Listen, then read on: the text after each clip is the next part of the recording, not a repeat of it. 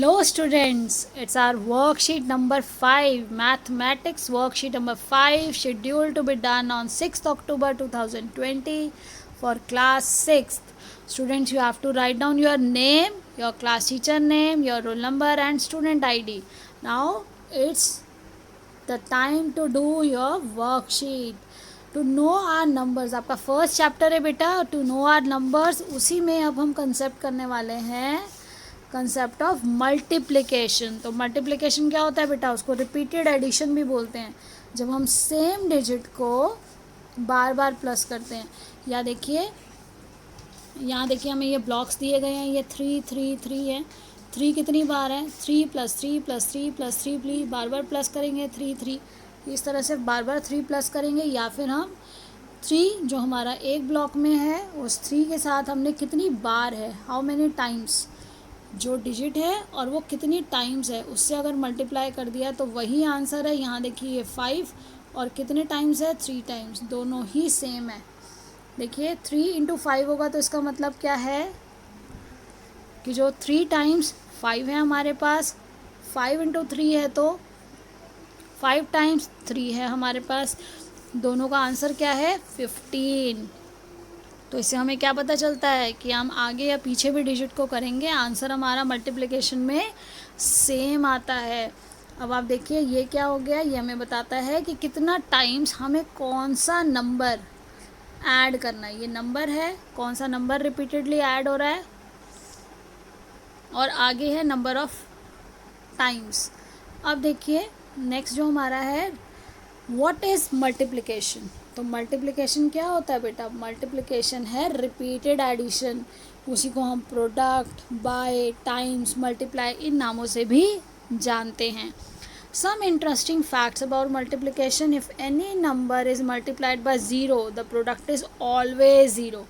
जब किसी नंबर को अगर आप 0 से मल्टीप्लाई कर दोगे तो आंसर हमेशा, प्रोडक्ट क्या होता है, जो आंसर आता है मल्टीप्लिकेशन का उसको प्रोडक्ट बोला जाता है. तो हमारा आंसर क्या आएगा? 0. The product of any number and 1 is the number itself. देखो बेटा, 1 टाइम अगर आप कोई भी डिजिट है उसको 1 टाइम करोगे, एक ही बार है आपके पास वो, तो क्या आएगा? वही नंबर आएगा. अगर मैंने 16 को 1 से किया तो 16 × 1 = 16, 17 × 1 = 17, 32 × 1 = 32, 100 × 1 = 100. तो 1 से आप मल्टीप्लाई करोगे. आप करते हो ना, टेबल्स करते हो, तो जो भी टेबल हो, जो भी डिजिट हो, अगर उसको मल्टीप्लाई 1 से करेंगे तो वही नंबर मिलेगा हमें.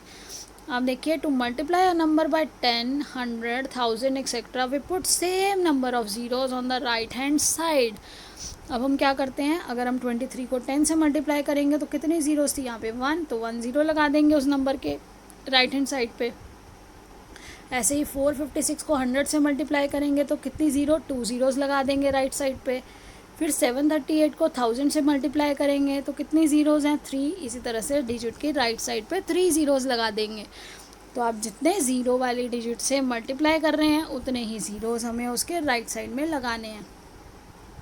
अब देखिए लेट्स डू, ये हमें कुछ एग्जांपल्स दिए गए हैं. The find the product of 123 × 321. तो जब आपने प्रोडक्ट किया, इनका प्रोडक्ट क्या होता है बेटा? आंसर. आप इनको सॉल्व करेंगे और जो ये आंसर आता है इसको प्रोडक्ट बोला जाता है.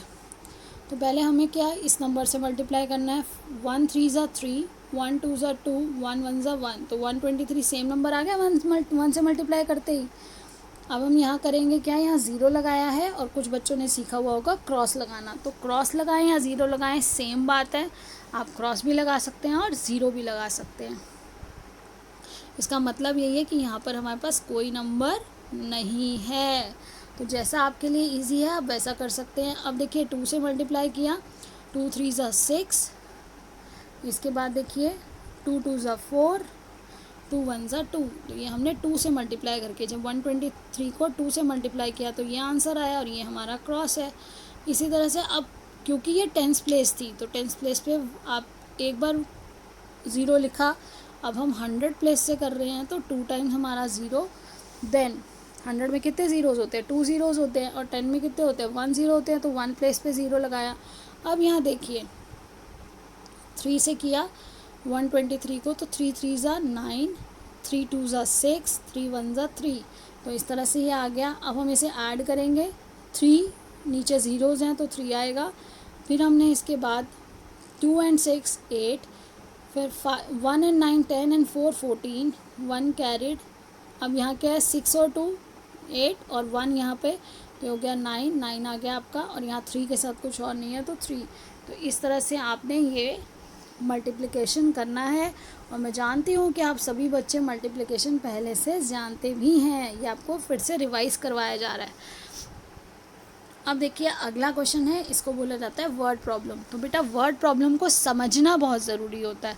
तो सबसे पहले आप पढ़िए कि the monthly salary of a man is 2625। तो देखिए मंथली सैलरी जो है एक पर्सन की मंथली सैलरी है 2625। What is his annual income. तो बेटा एनुअल मतलब पूरे साल की इनकम कितनी है, वो एक महीने में कमाता है 2625 रुपये। और टोटल नंबर ऑफ मंथ्स कितने हैं 12। 1 मंथ की सैलरी कितनी है, वो कमाता है 2625। तो एनुअल इनकम कितनी हो जाएगी, वो साल में कितना कमाएगा बेटा, जितना एक महीने में कमाता है उसको मल्टीप्लाई करेंगे 12 से। तो मल्टीप्लाई किया जब 265 को 12 से, तो देखिए 2 5 ज़ा 10 0, 2 2 ज़ा 4, और यहाँ 5 ज़ा 10 था तो 1 यहाँ पर था, ये आ गया 5, 2 6 ज़ा 12, 2 1, 2 2 ज़ा 4 एंड 1 5। इसी तरह से आपने यहाँ ज़ीरो लगा दिया। अभी आपको बताया था कि हम 10th प्लेस पे करेंगे तो यहाँ पे एक ज़ीरो। देन 1 से जब हम मल्टीप्लाई करेंगे तो वो कंप्लीट वही डिजिट आ जाएगी बेटा 2625। अब हमने इसको ऐड किया, जब आप इसको ऐड करेंगे तो यहाँ ज़ीरो आया, यहाँ 5 5 10 हो गया, 1 इधर। अब ये 2 एंड 2 + 1 5 आ गया, 5 + 6 इज़ 11, 11 का 1 और एक यहाँ आ गया, 2 + 1 इज़ 3।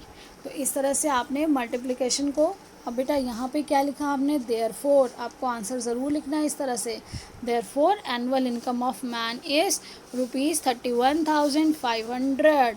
देखिए रुपीज़ यूनिट ज़रूर लिखनी है कि वो उसका यूनिट क्या है, उसका मात्रक क्या है। अब देखिए आज हमें करना क्या है, आज हमें क्वेश्चंस दिए गए हैं फाइंड। देखिए 562 को 0 से मल्टीप्लाई करेंगे तो किसी को भी 0 से मल्टीप्लाई करेंगे आंसर क्या आएगा 0। 1 से करेंगे तो 8741 सेम डिजिट आती है। 546 से करेंगे तो 546 और 0 कितने हैं 100 से किया तो 2 ज़ीरोज़। इसको करेंगे तो 541 3 ज़ीरोज़। आपको राइट साइड में उतने ही ज़ीरोज़ लगाने हैं। अब देखिए बेटा find the product of 4851 and 254। तो यहाँ पर देखिए ये आपके लिए जो अभी मैंने क्वेश्चंस बताए, ये क्वेश्चन नंबर 1 है। क्वेश्चन नंबर 1 का देखिए 562 को 0 से मल्टीप्लाई करेंगे 0 आएगा। 8741 को 1 से मल्टीप्लाई करेंगे तो किसी भी डिजिट को 1 से मल्टीप्लाई करते हैं तो सेम डिजिट आती है, 0 से करते हैं तो 0 आता है, चाहे कितना भी बड़े डिजिट हो। अब आप 546 को 100 से मल्टीप्लाई करेंगे तो सेम डिजिट के राइट साइड में हम कितने ज़ीरोज़ लगाएंगे 2 ज़ीरोज़। तो क्या आंसर आएगा 54,600। ऐसे ही 541 को अगर 1000 से मल्टीप्लाई करेंगे तो बेटा 3 ज़ीरोज़ हैं, राइट साइड में क्या आ जाएंगी 3 ज़ीरोज़। तो ये क्या हो जाएगा 5,41,000। अब देखिए नेक्स्ट क्वेश्चन है फाइंड द प्रोडक्ट ऑफ। तो प्रोडक्ट क्या है, ये मल्टीप्लिकेशन हम जो कर रहे हैं इसको प्रोडक्ट बोलते हैं।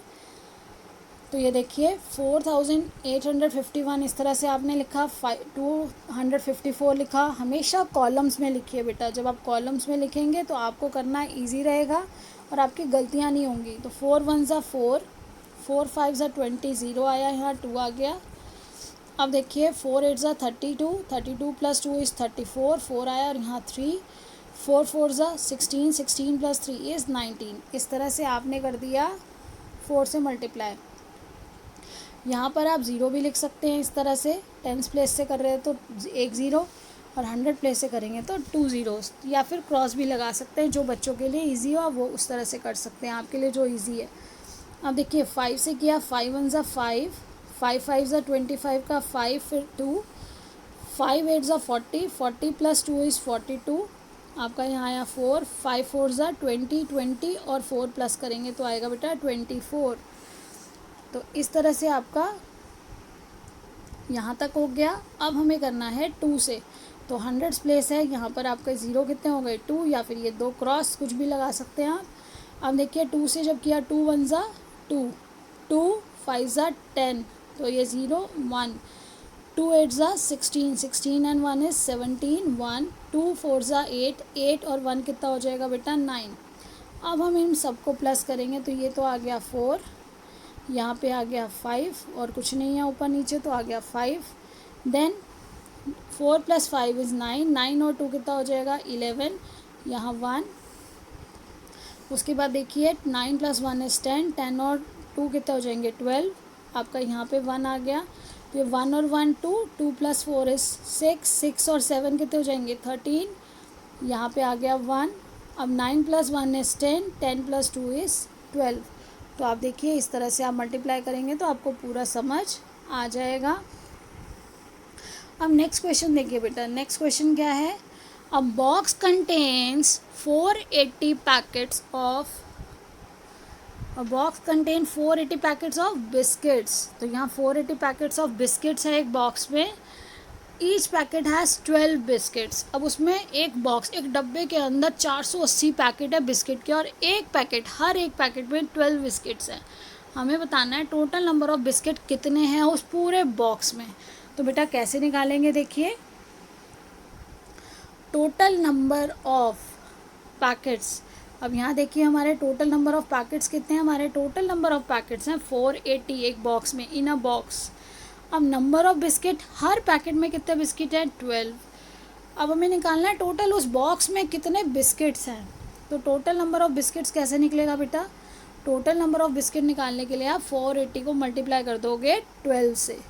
तो 480 को जब 12 से मल्टीप्लाई करोगे क्या आएगा, आपने 2 से किया, 2 0 ज़ा 0, फिर 2 8 ज़ा 16, 1, 2 4 ज़ा 8, 1 9, देन आप यहाँ 0 भी लगा सकते हो और आप यहाँ क्रॉस भी लिख सकते हो।